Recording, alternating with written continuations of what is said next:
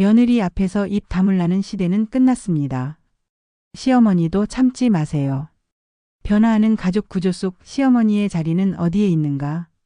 우리 사회는 오랜 시간 동안 가족 중심의 문화를 바탕으로 공동체적인 삶을 유지해 왔다.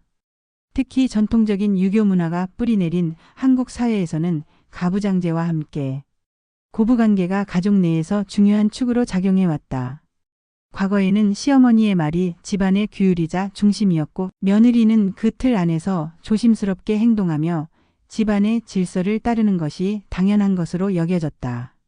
그러나 현대 사회는 이 같은 전통적인 가족 구조에서 빠르게 벗어나고 있으며 세대 간 사고방식의 격차는 그 어느 때보다 뚜렷해지고 있다. 이러한 변화는 특히 시어머니와 며느리 사이에서 갈등으로 표출되고 있다.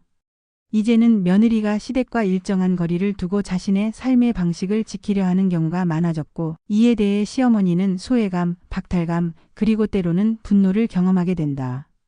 며느리가 나를 무시한다. 존재 자체를 귀찮아하는 것 같다는 시어머니들의 목소리는 단지 개인적인 서운함의 표현이 아니다. 이는 급변하는 가족 문화 속에서 시어머니라는 정체성과 역할이 무너지고 있음을 나타내는 신호일 수 있다. 많은 시어머니들은 며느리와의 관계에서 겪는 반복적인 갈등과 상처를 그저 참는 것으로 해결하려고 한다. 오랜 세월 시댁은 희생과 인내로 유지되는 관계라고 배워온 세대에게 자신의 감정이나 불편함을 드러내는 일은 익숙하지 않기 때문이다.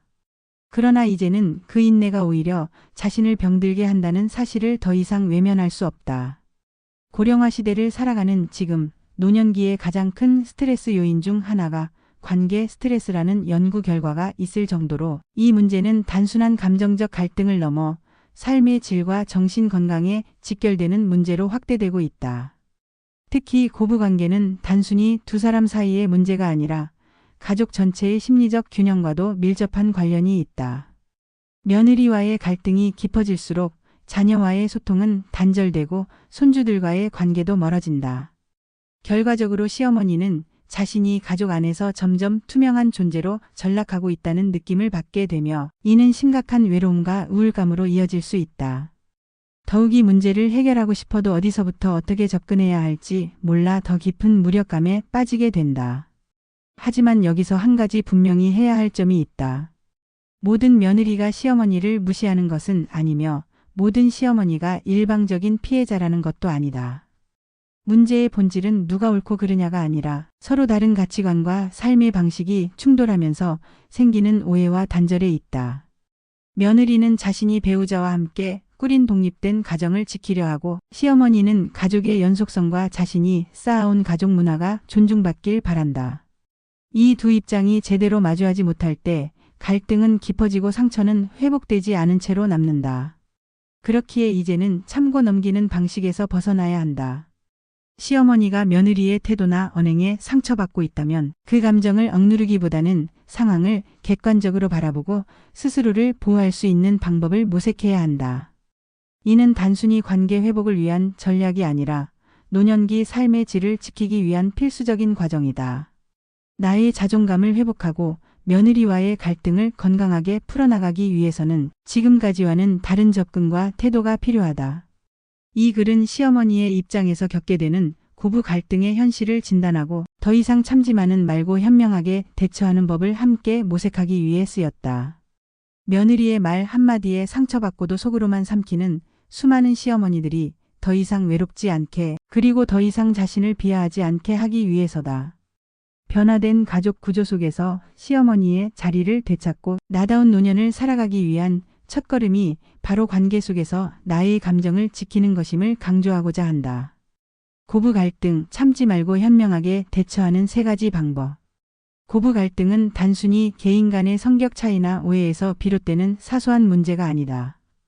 이는 세대 간 가치관의 차이, 생활 방식의 변화, 그리고 가족 안에서의 역할 재정립 과정에서 생기는 구조적인 긴장이다. 특히 현대 사회에서는 가족 구성원 각자가 자신의 삶을 더욱 중시하는 방향으로 변화하면서 전통적인 가족 질서가 흔들리고 있으며 그 여파는 가장 민감한 위치에 있는 시어머니에게 심리적인 타격으로 다가온다. 많은 시어머니들은 며느리가 나를 무시한다는 감정을 표현하면서도 동시에 그것이 단순히 예의 문제를 넘어선 일종의 관계 단절로 느껴진다고 호소한다. 예컨대 평소에는 아무 일도 아닌 것처럼 보이는 말 한마디 어머니는 몰라요. 그건 저희 방식대로 할게요가 반복될수록 시어머니는 자신이 이 가정 안에서 불필요한 존재로 밀려나고 있다는 상실감을 느끼게 된다. 이러한 감정은 반복되면 분노로 더 나아가 우울증으로 이어질 수 있다. 하지만 중요한 사실은 이 갈등을 해결하기 위해 꼭 싸우거나 며느리를 설득하려 들 필요는 없다는 점이다. 오히려 가장 효과적인 접근은 감정을 지키는 태도와 지혜로운 대화 방식이다. 다음은 시어머니가 며느리와의 갈등 상황에서 실질적으로 적용할 수 있는 3가지 핵심 전략이다. 1. 감정적으로 반응하지 말고 차분함을 유지하라. 갈등 상황에서 가장 먼저 무너지는 것은 감정의 균형이다. 며느리의 말이 불쾌하게 들렸다고 해서 바로 감정적으로 대응하면 갈등은 순식간에 격화된다. 이때 중요한 것은 내가 느낀 감정과 상대의 말을 구분하는 능력이다. 며느리가 무례하게 느껴지는 말을 했다고 해도 그것이 반드시 나를 공격하기 위한 의도였다고 단정해서는 안 된다. 감정은 전염된다는 말이 있다. 시어머니가 먼저 차분함을 유지하면 며느리도 자연스럽게 감정을 가라앉히게 된다. 반대로 시어머니가 감정적으로 반응하면 며느리 역시 방어적으로 나오며 상황은 더 악화된다. 따라서 불편한 말을 들었을 때는 먼저 한 걸음 물러서서 생각하는 습관이 필요하다. 이 말이 왜 나에게 상처가 되었을까? 정말 이 말의 의도가 나를 무시하기 위한 것이었을까? 라는 질문을 스스로에게 던져보는 것이다. 아들을 중재자로 만들지 말고 직접 짧고 단순하게 말하라. 고부 갈등에서 흔히 반복되는 실수 중 하나는 아들을 중간에 끼워 넣는 것이다. 시어머니는 아들을 통해 간접적으로 며느리에게 말을 전달하고 며느리는 이를 뒤에서 말한다고 받아들여 오히려 방어적으로 반응한다. 결국 아들은 중간에서 갈등의 불씨가 되어 고부 모두에게 원망의 대상이 된다. 갈등이 생겼을 때는 직접 며느리에게 말하는 것이 오히려 관계 회복에 도움이 된다. 다만 이때의 대화는 길거나 감정 섞인 말투가 되어서는 안 된다. 감정이 격해지기 전 상황을 간단히 설명하고 자신의 입장을 짧게 전달하는 것이 좋다. 예를 들어 내가 그 말에 조금 서운했어. 다음엔 이렇게 해주면 고마울 것 같아처럼 구체적이고 부드럽게 말하면 며느리도 오해를 풀거나 스스로 행동을 돌아볼 수 있는 기회를 얻게 된다. 또한 말을 꺼내는 타이밍과 환경도 중요하다. 명절이나 가족이 모두 모인 자리처럼 긴장감이 높은 상황보다는 평상시에 따로 마주 앉을 수 있는 편안한 시간대를 선택하는 것이 좋다. 대화의 목적은 비난이 아니라 관계 회복임을 늘 잊지 않아야 한다. 3. 자존감을 지키며 나도 필요한 사람이라는 인식을 잃지 말라. 가장 중요하지만 종종 간과되는 부분이 바로 자존감이다. 며느리의 말 한마디, 행동 하나에 너무 깊이 상처받는 이유는 내 안에 이미 나는 이제 쓸모없는 존재가 아닐까라는 불안이 자리 잡고 있기 때문이다. 하지만 이는 사실이 아니다.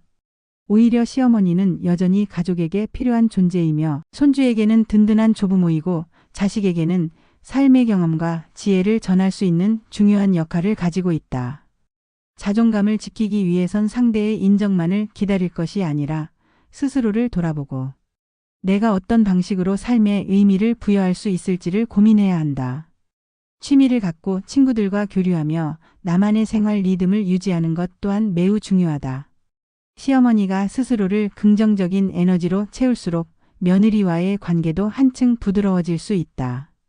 또한 관계의 방향을 며느리에게만 의존하지 말고 나를 필요로 하는 다른 사람들과의 연결을 유지하는 것이 필요하다.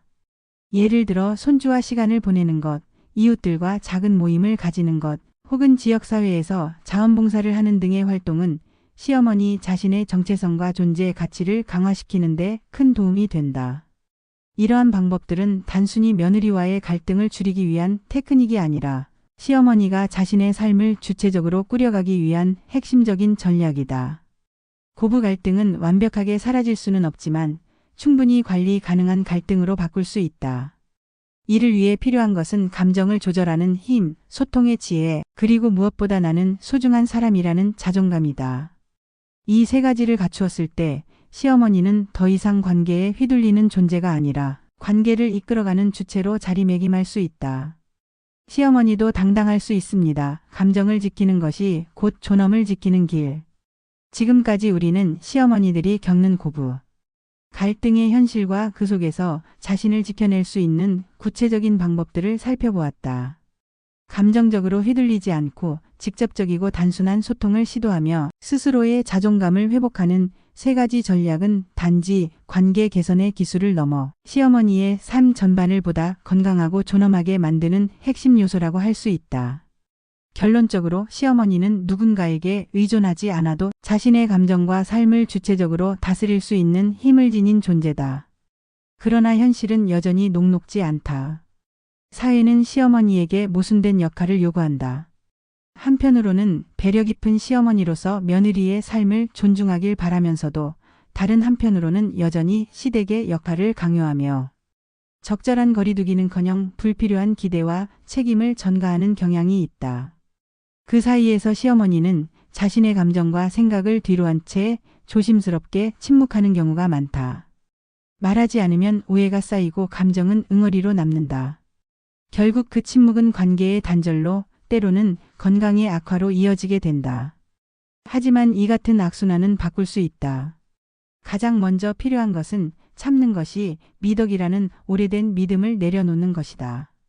과거에는 조용히 견디는 것이 어른스러운 태도로 여겨졌을지 모르지만 오늘날에는 자신의 감정을 이해하고 존중하는 것이야말로 진정한 성숙이다.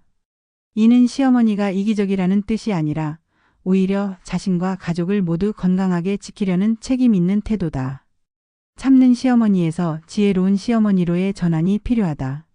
자신의 감정을 지킨다는 것은 곧 자신의 존엄을 지키는 것이다. 그것은 소리치거나 억지로 주장하는 것이 아니라 상황을 객관적으로 바라보고 필요한 말을 정확하게 전달하며 관계 안에서 상처받지 않도록 스스로를 보호하는 방식이다. 그리고 이 과정은 단기간에 끝나는 것이 아니라 꾸준한 연습과 자기 성찰을 통해 조금씩 나아지는 장기적인 여정이다. 처음에는 어렵고 서툴 수 있지만 시간이 지날수록 내 안의 균형이 회복되고 주변과의 관계 역시 이전보다 훨씬 부드러워질 수 있다. 또한 시어머니 스스로가 변화의 주체가 되어야 한다. 며느리가 먼저 달라지기를 기다리기보다는 내가 먼저 나의 태도를 바꿔보고 그 안에서 느껴지는 작은 변화를 체감해보는 것이 중요하다. 이는 일종의 관계의 리더십이다. 가정 안에서의 역할이 줄어든 듯 보이더라도 시어머니는 여전히 가족 간의 연결고리이자 정신적 중심축이 될 수 있다. 나의 태도와 말, 감정 관리가 가족의 분위기와 구조에 미치는 영향은 결코 작지 않다. 그리고 무엇보다 중요한 것은 시어머니 자신이 행복할 자격이 있다는 사실을 잊지 않는 것이다. 시어머니라는 역할을 수행하기 위해 내 삶의 감정을 억누르고 희생하는 것이 당연했던 시대는 지났다. 이제는 누군가의 어머니가 아닌 한 사람의 여성으로서 나 자신의 삶을 살아가는 것이 필요하다. 가족을 위해 살았던 시간만큼 이제는 나 자신을 위해 나다운 삶을 위해 시간을 써야 할 때다. 이와 관련해 최근 많은 연구들이 고령자의 정신 건강과 관계 스트레스의 상관관계를 강조하고 있다.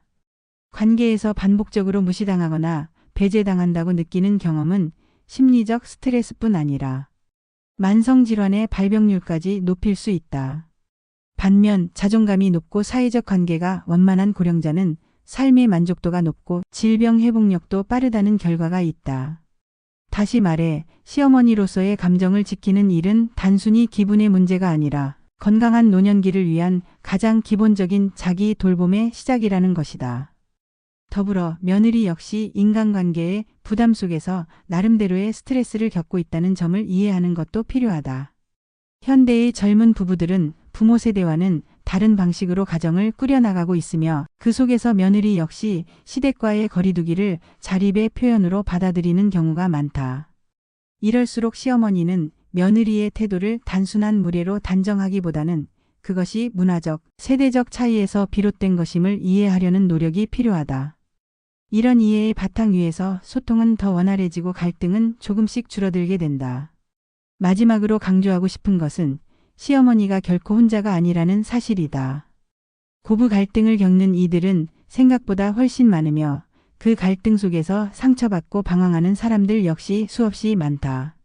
그러므로 자신의 상황을 나만 겪는 일이라고 여기며 자책하거나 외로워할 필요는 없다. 오히려 이러한 공통의 문제를 함께 나누고 지혜를 공유하며 서로에게 힘이 되어주는 것이 오늘날 시어머니들에게 가장 절실한 변화다. 고부관계는 단순히 잘 지내야 하는 문제가 아니라 서로를 이해하고 함께 성장해가는 관계로 발전시킬 수 있는 가능성을 품고 있다. 이를 위해 필요한 것은 나를 잃지 않으면서도 타인을 받아들일 수 있는 균형감이다. 이 균형을 지키는 시도 바로 그것이 관계를 바꾸는 시작이며 노년의 삶을 더욱 풍요롭고 단단하게 만들어주는 열쇠가 될 것이다. 이제는 더 이상 참지만 마세요. 시어머니도 당당할 수 있습니다. 감정을 지키는 것이 곧 나를 지키는 길입니다.